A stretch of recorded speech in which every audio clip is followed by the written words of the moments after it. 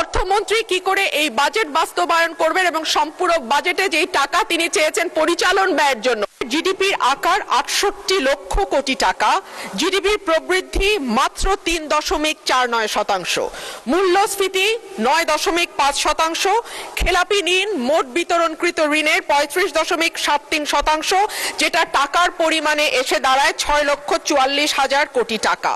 সামগ্রিক ব্যাংকিং খাতে মূলধনের পর্যাপ্ততা ঋণাত্মকে গিয়ে দাঁড়িয়েছে, সেটি এখন ঋণাত্মক ২.৬৪%। বেসরকারি খাতে ঋণের প্রবৃদ্ধি কমতে কমতে ২২% থেকে নেমে দাঁড়িয়েছে ৫%। বাণিজ্য ঘাটতি বেড়েছে এবং হয়ে দাঁড়িয়েছে $২২.২১ বিলিয়ন, যেটি ইন্ডিকেট করে রপ্তানির হ্রাস এবং আমদানির বৃদ্ধিকে। আগে যেটা ছিল ২২%। মাননীয় স্পিকার, শ্বেতপত্র বলছে বাংলাদেশ থেকে গত ১৫ বছরে পাচার হয়ে গেছে $২৩৪ বিলিয়ন, অর্থাৎ বছরে প্রায় ১৪ থেকে ১৬ বিলিয়ন ডলার পাচার হয়েছে। অন্যদিকে গ্লোবাল ফাইন্যান্সিয়াল ইন্টিগ্রিটি বলছে ওভার এবং আন্ডার ইনভয়েসিং এর মাধ্যমে বছরে $৮ বিলিয়ন দেশ থেকে বাইরে গেছে।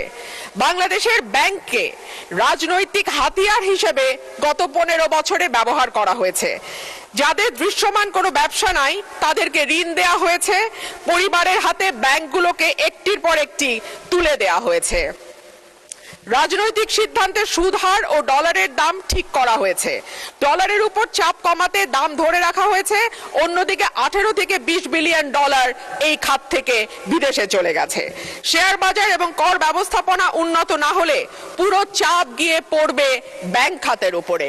আমরা জানি মাননীয় স্পিকার, বাংলাদেশে ঘাটতি বাজেট দেওয়ার একটি সংস্কৃতি আছে এবং এই ঘাটতি পূরণ হয় দেশের ব্যাংকগুলো থেকে ঋণ নিয়ে কিংবা বিদেশি ব্যাংক থেকে ঋণ বা অনুদানের মাধ্যমে।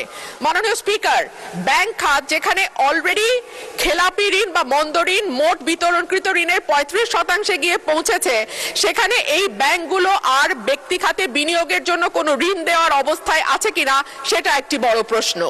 আইএমএফ সম্প্রতি জানিয়েছে যে তারা বাংলাদেশে যে ঋণের চুক্তি হয়েছিল তার পরবর্তী কিস্তিগুলো নতুন সরকারকে আর দেবে না, তারা নতুন করে চুক্তি করতে বলছে। সুতরাং এখন ঋণের দিকে আমাদের তাকাতে হবে চীন বা এরকম কোন দেশের দিকে। আমরা যখন কোনো ভিন্ন দেশ থেকে ঋণ নেই এডিবি, ওয়ার্ল্ড ব্যাংক বা আইএমএফ এর বাইরে গিয়ে, তখন দেখা যায় সেখানে সুদের হার অনেক বেশি থাকে এবং দ্রুত সময়ের মধ্যে সেটি পরিশোধেরও একটা চাপ থাকে। সো এই সামষ্টিক অর্থনৈতিক চাপের মধ্যে অর্থমন্ত্রী কি করে এই বাজেট বাস্তবায়ন করবেন এবং সম্পূরক বাজেটে যেই টাকা তিনি চেয়েছেন পরিচালন ব্যয়ের জন্য